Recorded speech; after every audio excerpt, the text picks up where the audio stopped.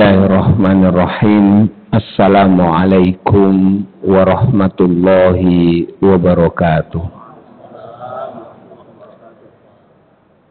Alhamdulillahi hamdan mubarakan fih, wa nusalli wa nusallimu ala Muhammadin sallallahu alaihi wasallam. Asyhadu an la ilaha illallah wa asyhadu anna Muhammadan abduhu wa rasuluh. Allahumma salli ala Muhammad wa ala ali Muhammad. Qala Allah ta'ala fi kitabil aziz, ya ayyuhalladzina amanu inna min azwajikum wa auladikum aduwwan lakum fahdharuhum wa in ta'fu wa tasfahu wa taghfiru fa innallaha ghafurur rahim. Shadaqallahul adzim. Hadirin hadirat jamaah salat Isya dan salat tarawih yang dirahmati Allah. Pertama, marilah kita panjatkan puja dan puji syukur kehadirat Allah Subhanahu wa taala yang telah memberikan kita karunia, kenikmatan, termasuk kesempatan kita untuk menikmati ibadah bulan suci Ramadan tahun ini. Semenjak bulan Rajab, kita disunnahkan oleh Rasulullah untuk selalu berdoa, Allahumma barik lana fi Rajab wa Sya'ban wa ballighna Ramadan. Dan harapan kita alhamdulillah sampai hari ini dikabulkan oleh Allah Subhanahu wa taala. Tidak ada yang memastikan bahwa tahun depan kita masih bisa menikmati suasana bulan suci Ramadan seperti tahun ini. Saya tadi ketika masuk masjid, kemudian melihat mimbar ini, saya masih ingat sekitar 24-25 tahun yang lalu, ketika Prof. Rumrawi mengisi di sini. Dan mulai tahun ini beliau sudah tidak mendampingi kita semuanya. Kita doakan semoga seluruh amal ibadah perjuangan beliau untuk kita semuanya sebagai murid-muridnya diterima oleh Allah Subhanahu wa taala. Amin amin ya rabbal alamin. Bapak dan ibu-ibu yang dirahmati oleh Allah Subhanahu wa taala. Setiap kita melakukan kegiatan, selalu kita berpikir tentang tujuan. Begitu juga ketika kita menjalani ibadah bulan suci Ramadan, saya yakin bahwa kita pun juga sudah tahu tujuan dari ibadah bulan suci Ramadan ini, yaitu la'allakum tattaqun. Agar kita semuanya menjadi orang-orang yang bertakwa. Di dalam surat Ali Imran, Allah menjelaskan 4 karakter orang-orang yang bertakwa. Alladzina yunfiquna fis sarra wad-dharra wal kadhiminal ghaidh wal 'afina 'anil nas wallahu yuhibbul muhsinin. Orang-orang yang bertakwa sebagaimana dicirikan oleh Allah di dalam ayat ini adalah mereka yang menafkahkan hartanya di saat lapang dan di saat sempit.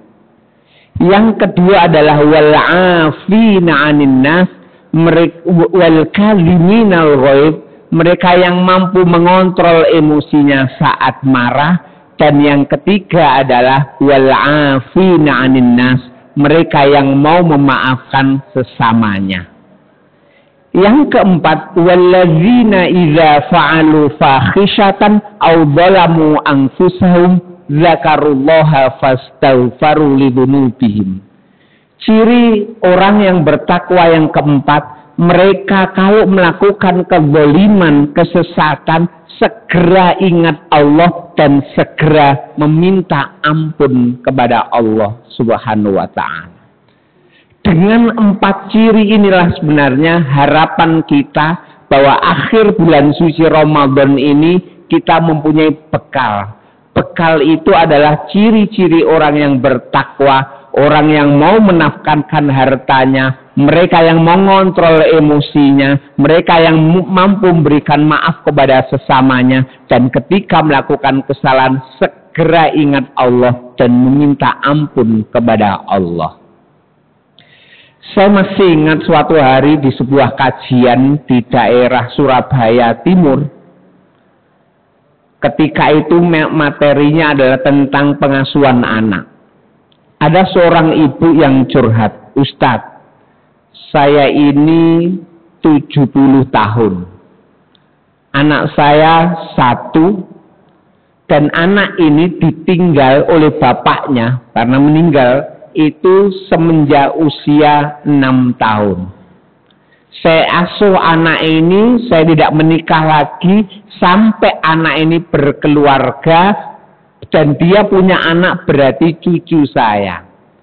Tetapi beberapa tahun yang lalu terjadi konflik antara saya dan anak dan tentu juga mantu saya. Rasanya saya sudah gagal mendidik anak saya, Ustadz.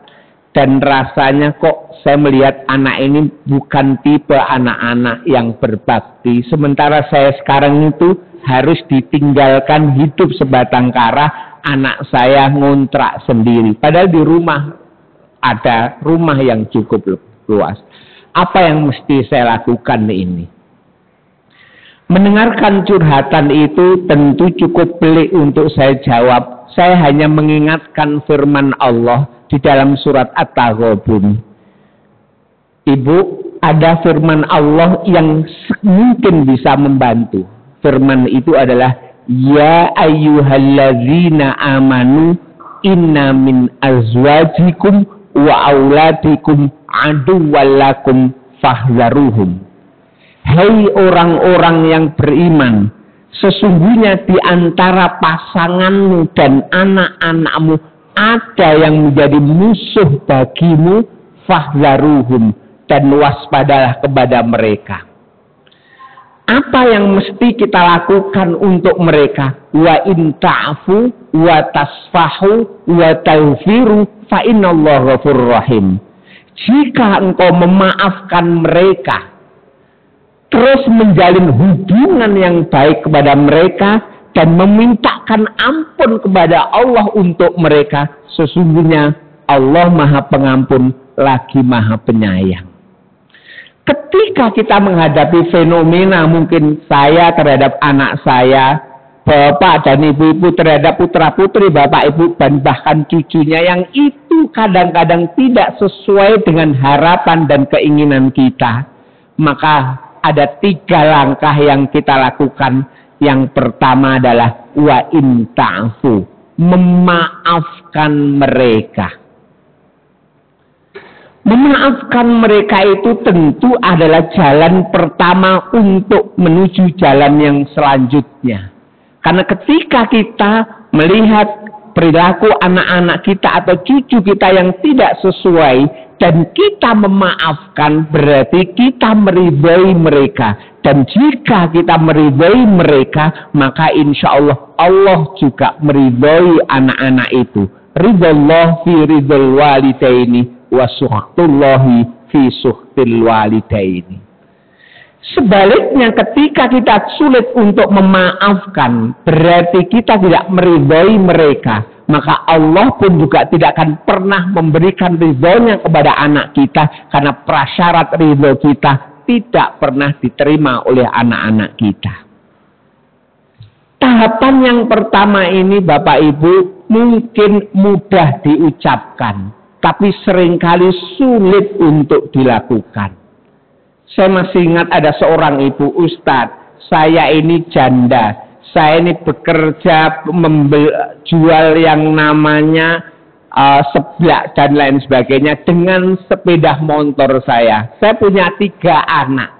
Kemudian anak pertama yang SMA minta sepeda motor, saya tidak punya. Dan tiba-tiba sepeda motor itu dengan diam-diam dijual oleh anak saya. Bagaimana mungkin saya memaafkan anak SMA ini sementara Ustadz mengatakan harus memaafkan. Saya bilang memang berat Ibu, tetapi ini adalah prasyarat bahwa anak Ibu akan mungkin menjadi baik jika pintu pertama ini Ibu lakukan, memaafkan mereka. Yang kedua, langkah selanjutnya adalah wa in ta'fu wa tasfahu, tetap membangun hubungan yang baik dengan anak-anak itu. Jika anak-anak kita melakukan kebaikan, birrul walidaini, tentu kita begitu mudahnya membangun hubungan dengan anak-anak itu. Tetapi sebaliknya, jika anak kita cenderung yang namanya melakukan hal yang kurang baik terhadap kita, seringkali kita rumit, kita sulit untuk membangun hubungan yang baik. Tetapi bagi kita yang sudah punya pengalaman lebih banyak dengan anak daripada anak-anak kita, yang tetap kita lakukan adalah terus proaktif untuk menjalin hubungan. Banyak cara untuk membangun ketika ada konflik dengan anak-anak kita.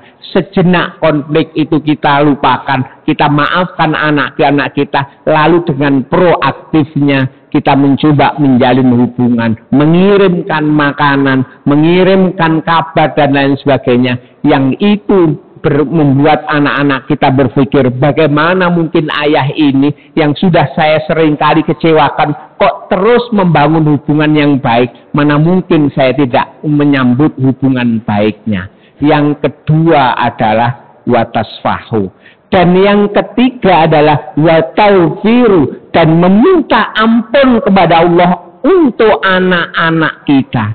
Kita diingatkan bahwa sebaik-baik doa, semakbul-makbul doa untuk anak-anak kita, ya doa kedua orang tuanya. Ketika kita melihat bahwa anak-anak kita sampai pada batas ini kok belum sesuai dengan yang kita harapkan, jangan pernah putus untuk berdoa.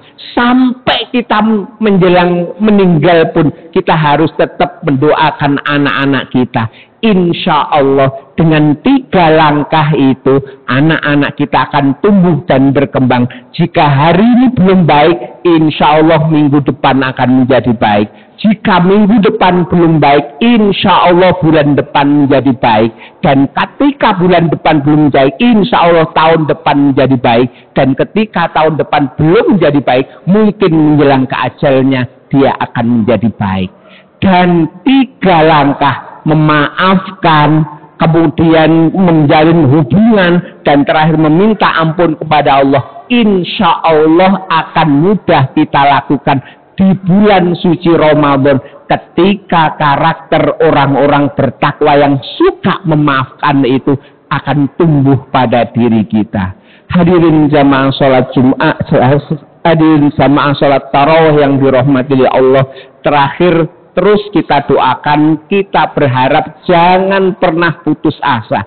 Tidak ada kata terakhir untuk mendoakan dan untuk berharap anak-anak kita, diri kita, keluarga kita menjadi anak-anak yang soleh dan soleha. Amin, amin ya rabbal alamin. Semoga 3 langkah ini memberikan kemudahan bagi kita untuk memberikan maaf, membangun hubungan, dan memohon doa untuk kebaikan anak-anak kita. Terima kasih, mohon maaf. Assalamualaikum warahmatullahi wabarakatuh.